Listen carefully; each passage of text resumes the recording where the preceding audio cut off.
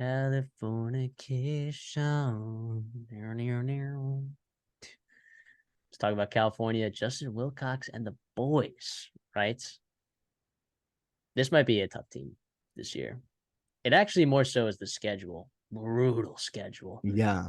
I mean, week 1, road game at North Texas. What are we doing? What's the connection between California and North Texas? I mean, I get it if you're UCLA and you're gonna play an away game at San Diego State, like that's fine. But North Texas, I mean, I love it though. I love the home and homes with G5 schools. I love that. Yeah, and then you get Auburn week 2. Yikes! And then this. Talk about this poll, right? In the Pac-12, right? Washington, Oregon State, Utah, USC, Oregon, UCLA. Does it get any worse than that? And you got to go to UCLA, you got to go to Oregon, you got to go to Utah, you got to go to Washington. What? That's so brutal. And like really like the one lock game that you can like really count on winning is Stanford, and you have to play at Stanford, right? It's like and Stanford has that game marked on their schedule. They're like, let's win a Pac-12 game, and it's gonna be against California. I think, I'm pounding the under here. I'm not gonna lie. The schedule dynamics is brutal, and it sounds like Matthew is too here. I like Justin Wilcox. I think he's a really, really good coach. They got a new offense coordinator coming in. Sam Jackson's a really fun quarterback. He's I like their whole quarterback room. I actually like their whole quarterback. Ben Finley has had experience. Fernando Mendoza is an interesting guy as well.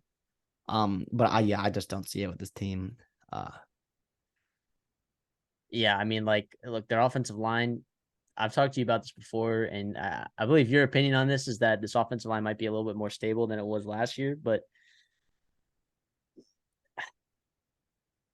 are Barrett Miller and Matthew Wyckoff going to really, really fix this thing? Well, I mean, well, Matthew Cindric coming back from injury it helps a lot. He's going to stabilize the center room there. And they have a new online coach, which usually is a good sign when a team struggles offensive line. Typically I trust Justin Wilcox to fill that position with a good O-line coach. And they got solid skill position room. I mean, I like their wide receiver group. Jeremiah Hunter, I think he's a really, really talented player. Yep. Brian Hightower is a fun guy from Illinois, was at Miami as well. Marquise Montgomery, junior college guy, had a big scrimmage there, was a star there. And then Taj Davis also, pushing for reps. And then they got an okay tight end, Jack Andrews. I mean, plus Jaden Ott, right? He's probably their best offensive player. Focal point will be through him, especially if the O-line can, help him out and create some holes in the run game for him. Yeah. Defensively, I think it'll improve defense. Like on paper, it should improve defensively, right? You get Brett Johnson back finally, right? Let's hope that, nothing else happens to him. I like him at D tackle. Linebacker maybe isn't so terrible. Is David Reese going to be good from Florida? I mean, I think so. The secondary was the thing that was brutal, right? You definitely missed a guy like Eli Hicks last year for sure. And I don't know. I think they like Craig Woodson, but then it's very obvious that they were lacking the secondary because of all the transfers that they brought in there versus transfers that they brought in at other positions. Good things that I've heard. I've heard good things about Matthew Littlejohn. Yes, that's Matthew Littlejohn. It's not me, Matthew, having a Littlejohn. It's just that's his name, Littlejohn. Matthew Littlejohn is a nickel there. I've heard some good things about him at camp, and I don't know. Maybe Patrick Morris can be pretty good. On paper, it should be better. I mean, look at if you look at all the red right on California's defensive side of the ball, you can see that it is all in the passing, right? Teams were just throwing the ball around the yard on them, right? On average, throwing the ball 37 times a game because guess what? They could. And 65% completion percentage, 282 yards passing a game, and only getting the quarterback 3% of the time per drop back. So that's pretty tough.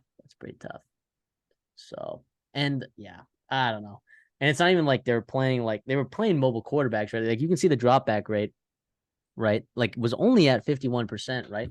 But all that means is that quarterbacks were just sitting very comfortable in the pocket, slinging the ball all around the yard, right? When your pass attempts is high like that and your drop back rate is pretty actually low, that just tells you that quarterbacks against them were very, very comfortable. So, I mean, I don't know. Maybe they got a chance to get to the quarterback this year, but I'm taking this under along there with you. I just don't think they're making a bowl game, but they could win 5 games.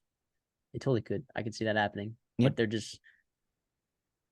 I just don't see them making a bowl game this year. I do think Jack Plummer is an underrated loss. I like Sam Jackson, like you said. Ben Finley's fine, but for what Jack Plummer was dealing with last year, he was good. And I have a lot of confidence that he will do well at Louisville this year. So good for him that he gets to go back to maybe a better situation. He's really earned it.